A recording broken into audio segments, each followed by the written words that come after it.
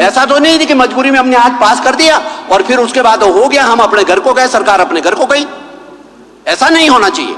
इसलिए मेरा आपसे आग्रह है, ये जो भी व्यवस्थाएं बनाई गई ये सरकार ने नहीं की। मैं बड़ा क्लियर कर दूं, ये कोर्ट के आदेशों पर हुआ। विधानसभा में अब हम चर्चा कर रहे हैं, तो निश्चित तौर पर जिनको ये काम सौंपा गया उन्होंने काम ठीक प्रकार से किया कि नहीं किया, उसका परीक्षण करने का अधिकार मेरी विधानसभा को है, मेरी सरकार को है, मुझे है। कि जहां पर भी जनप्रतिनिधियों की तरफ से, जहां पर भी विधायकों की तरफ से, जहां पर भी पंचायतों के प्रतिनिधियों की तरफ से, जहां पर भी जनसाधारण की तरफ से ऑब्जेक्शन आते हैं, उसकी दोबारा से सुनवाई करें और बाकायदा ओबीसी में केवल उन लोगों को ही गिनती करें जो उत्तराखंड के मूल निवासी है। नहीं तो एक दिन नजर आएगा कि उत्तराखंड क्या है, ओबीसी बाहुल्य है। क्योंकि हमने क्या कर दिया, क्या नाम है साहब, अंसारी है, बिजनौर का अंसारी है कि उत्तराखंड का अंसारी, सब अंसारी बराबर। क्या नाम है साहब आपका, यादव जी है, कहां के, फैजाबाद के यादव जी हैं या देहरादून के यादव जी, सब एक लाइन में। हमने बता दिया रावत कहां के हैं, वहां के शेड्यूल कास्ट भी है, कहां के रावत, एक लाइन में सबको जोड़ दिया। तो ये गंभीर विषय है माननीय अध्यक्ष जी। ये कोई ऐसा नहीं कि चलते फिरते इसको पास कर दीजिए, रन डाउन एक्सरसाइज और अपना जो है इसको फटाफट पास कराइए। इसलिए माननीय अध्यक्ष जी मैं आपसे फिर कहना चाहता हूं, इस राज्य की संवेदनशीलता के बारे में जागरूक बनिए, इस राज्य की इस राज्य की मौलिकता के बारे में, इस राज्य के मौलिक कैरेक्टर के बारे में, यहां के कास्ट कॉन्फ़िगरेशन के बारे में, यहां के डेमोग्राफिक प्रोफाइल के बारे में हमारी कोई जिम्मेदारी बनती है कि कुछ नहीं बनती है? केवल हाथ खड़े करने के लिए बैठे, हाथ खड़े करने के लिए नहीं बैठे। और डेमोक्रेटिक प्रोफाइल के ऊपर ना केवल भारत में बल्कि दुनिया के अंदर भी बहुत सारे लोग उत्तराखंड जैसे राज्य में चेंजिंग डेमोक्रेटिक प्रोफाइल के बारे में चिंताएं जाहिर कर रहे हैं। तो हमें तो करनी ही चाहिए। यह विषय नगर पालिका नगर निगम का नहीं है। ये जो बातें मैं कह रहा हूं ये नगर पालिका के बारे में भी लागू होता है माननीय मंत्री जी। इसलिए इसमें बाकायदा मजबूती के साथ एक नीतिगत निर्णय लेने की जरूरत है और बाकायदा इन द नाम of OBC, in the name of SC, in the name of reserve classes जिस प्रकार से इन्फिल्ट्रेशन हो रहा है, हम किसी के कहीं पे काम करने के विरोध में नहीं है अध्यक्ष जी। भारत का संविधान हमें अधिकार देता है कि हम देश के किसी भी कोने में काम कर सकते हैं। हम किस तरह का काम करें कि आर्टिकल 19 हमें अधिकार देता है कॉन्स्टिट्यूशन ऑफ इंडिया। लेकिन किसी प्रदेश की अपनी एक डेमोग्राफी की, कुछ आप जबान से बोलते हैं कुछ नहीं बोलते। बहुत सारी चीजें डेमोग्राफिक प्रोफाइल के बारे में बिना बोले भी समझा जा सकता।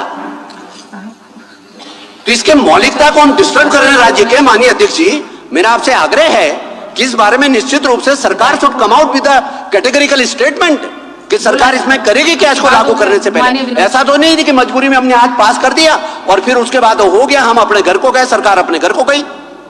ऐसा नहीं होना चाहिए। इसलिए मेरा आपसे आग्रह है। धन्यवाद। माननीय अध्यक्ष जी, बड़ा गंभीर विषय है और इसको हम चलते चलते पास नहीं कर सकते। उत्तराखंड के भविष्य से जुड़ा हुआ प्रश्न है और मैं थोड़ा पीछे की ओर आपको ले जाना चाहूंगा। जो उत्तराखंड का आंदोलन प्रारंभ हुआ था उसके मूल में भी ये ओबीसी आरक्षण शिक्षण संस्थाओं में आया था, वही था। जब शिक्षण संस्थाओं में ओबीसी को आरक्षण देने की बात हुई तो उत्तराखंड के तमाम नौजवान उठ खड़े हुए और उन्होंने कहा कि उत्तराखंड में ओबीसी की उतनी संख्या नहीं है जितना आरक्षण दिया जा रहा है। लिहाजा उन्होंने कहा था कि उत्तराखंड में ओबीसी को उतना ही आरक्षण होना चाहिए जितनी जिसकी हिस्सेदारी उसकी भागीदारी। ये उस जमाने की बात कर रहा हूं मैं, 93 की। और उसके बाद जब इस बात पर विचार नहीं हुआ तो उसकी परिणति उत्तराखंड आंदोलन के रूप में हुई। आज हम उत्तराखंड राज्य में बैठे हुए हैं। यह मूल में है, इस राज्य के निर्माण के मूल में है कि इस तरह के कानून वहां लागू किए जा रहे थे, थोपे जा रहे थे, उसके विरोध में लोग उठ खड़े हुए और आज राज्य बना रहा है। फिर वही स्थिति हम 93 में जाके खड़े हो रहे हैं। मैं उदाहरण के तौर पर बता रहा हूं। सब जानते हैं कि देहरादून में बंजारावाला तीरी विस्थापितों का क्षेत्र है। बंजारावाला सबसे बड़ा वार्ड है, 22,000 वोटर है। लेकिन आपको ताज्जुब होगा कि बंजारावाला ओबीसी था। कारण क्या है? कुछ से लगी हुई बहुत बड़ी मुस्लिम बस्ती है, और जिस बस्ती में 99% लोग बिजनौर से आए हुए हैं, मेरा वोटर है, मेरे सपोर्टर भी हैं, उनकी भी हम चिंता करते हैं, लेकिन क्या उनके लिए उत्तराखंड में ओबीसी बनाएंगे? क्या वो उत्तर प्रदेश में ओबीसी बनेंगे ना? वहां के ओबीसी है, स्टेट अपने ओबीसी तय करता है, उसकी बाकायदा गाइडलाइंस है, उसकी बाकायदा लिस्टिंग है। रावत उत्तर प्रदेश में अनुसूचित होते, मेरे यहां तो ठाकुर है जबरदस्त। क्यों साहब, हम उनको अनुसूचित कैसे बोल सकते हैं? हमारे यहां जाट है, मेरी विधानसभा में जाट ओबीसी में आता है, हमारे उत्तराखंड में रिजर्वेशन का लाभ ले लेंगे, मेरे लोग कहा जाए। आखिर राइट तो मेरे आदमी का मरेगा ना?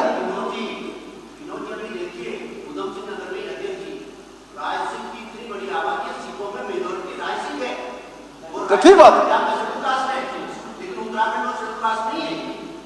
तो मेरा आग्रह है, ये बहुत गंभीर विषय है।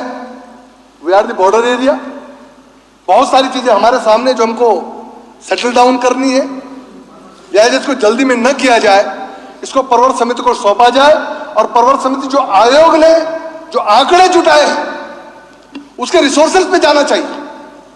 क्या कर उसके रिसोर्सेज क्या थे, उसको भी कहीं ना कहीं उसका परीक्षण होना चाहिए कि रैंडमली उन्होंने जो कुछ किया है, जिसको रैपिड सर्वे आप बोल रहे हैं, उसका बेस क्या था।